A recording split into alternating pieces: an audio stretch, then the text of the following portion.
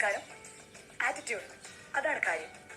ഒരിക്കൽ ഒരു രാജ്യത്തെ രാജാവ് രാജ്യത്തിലെ നടപ്പാതയിൽ ആളെ നിർത്തി വലിയൊരു ഉരുളങ്കല്ലെടുത്ത് വെച്ചു.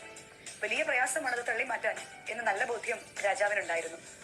പിറ്റേ പ്രഭാതം മുതൽ രാജാവ് ദേശപ്രച്ഛന്നനായി ഒരു മരത്തിന്റെ മറവിൽ പോയി നിന്ന് അവിടെ കൂടി കടന്നു വരുന്ന ഓരോരുത്തരെയും നോക്കിക്കൊണ്ടേയിരുന്നു. പലരും അതുവഴി കടന്നുപോയി. ചിലര് ഓരം ചേർന്ന് വളരെ ബുദ്ധിമുട്ടി നടന്ന് അപ്പുറത്തെത്തിയിട്ട് പറയും, എന്തൊരു കഷ്ടം ഇത്, ഒരു രാജ്യത്ത് രാജാവ് ഉണ്ടായിട്ടും ഇത്രയും പ്രതിസന്ധി ജനങ്ങൾക്കോ? എന്തിന്? രാജകൊട്ടാരത്തിൽ എപ്പോഴും രാജാവിനെ സ്തുതി പാടുന്നവർ പോലും ഈ കല്ലിനെ നോക്കി രാജാവിനെതിരെ പിറുപിറുത്തുകൊണ്ടേ നടന്നു പോവുകയാണ്. കച്ചവടക്കാർ അതുവഴി വന്നു, പലതരം ആളുകളും അതുവഴി വന്നു. വൈകുന്നേരമായപ്പോൾ തന്റെ പാടത്തെ കൃഷി സാധനവുമായി ചന്തയിലേക്ക് ഒരു പാവപ്പെട്ട കർഷകൻ അതുവഴി നടന്നു പോകുകയാണ്. അദ്ദേഹം അവിടെ നിന്ന് ഈ വലിയ കല്ല് നോക്കിയിട്ട് പറയാണ്, അയ്യോ, ഇത് നടപ്പാതയല്ലേ, രാജാവും മറ്റും ഇതുവഴി വന്നാൽ മാർഗ തടസ്സം ഉണ്ടാവുമല്ലോ.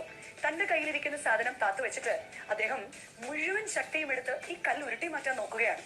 അദ്ദേഹം വളരെ കഷ്ടപ്പെട്ടു, അത് ഉരുട്ടി അപ്പുറത്ത് മാറ്റിവെച്ചിട്ട് ഓ ഭാഗ്യം, എന്നെ കൊണ്ട് സാധിച്ചല്ലോ എന്ന് സ്വയം പറഞ്ഞു. എന്നതിന് ശേഷം തിരിഞ്ഞു നോക്കുമ്പോൾ ഈ കല്ല് കിടന്നെടുത്ത് ഈ കല്ലിനടിയിൽ ഒരു ചെറിയ സഞ്ചി ഇരിക്കുന്നു.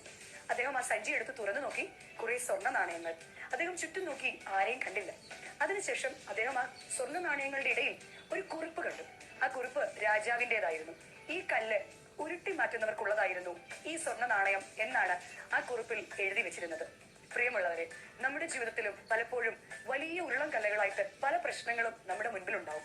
ജീവിതയാത്ര ഇങ്ങനെ സുഗമമായിട്ട് പോകുമ്പോൾ ഈ പല കല്ലുകളും കണ്ട് നമ്മൾ പകച്ചു നിൽക്കാറുണ്ട്. പലതും ചരിഞ്ഞു പോകാറുണ്ട്, പലതും സ്വയം പ്രാകാറുണ്ട്, പലതും സ്വയം പരിഭവിക്കാറുണ്ട്, പലതിൽ നിന്നും ഒഴിഞ്ഞു മാറാറുണ്ട്. എന്നാൽ മറ്റൊരാൾ വന്ന് നമ്മുടെ കല്ലുകളെ ഉരുട്ടുമാറ്റുകയല്ല, മറിച്ച് നമ്മൾ തന്നെ നമ്മുടെ മുൻപിലുള്ള പ്രതിസന്ധിയെ തള്ളി മാറ്റി മുന്നിലേക്ക് പോകുമ്പോൾ കൂടുതൽ സമ്മാനങ്ങൾ, ജീവിതത്തിൽ കൂടുതൽ വിജയം നേടാൻ നമുക്ക് സാധിക്കും. അതിനെല്ലാവർക്കും സാധിക്കട്ടെ എന്ന് പ്രാർത്ഥിക്കുന്നു, ആശംസിക്കുന്നു. നന്ദി.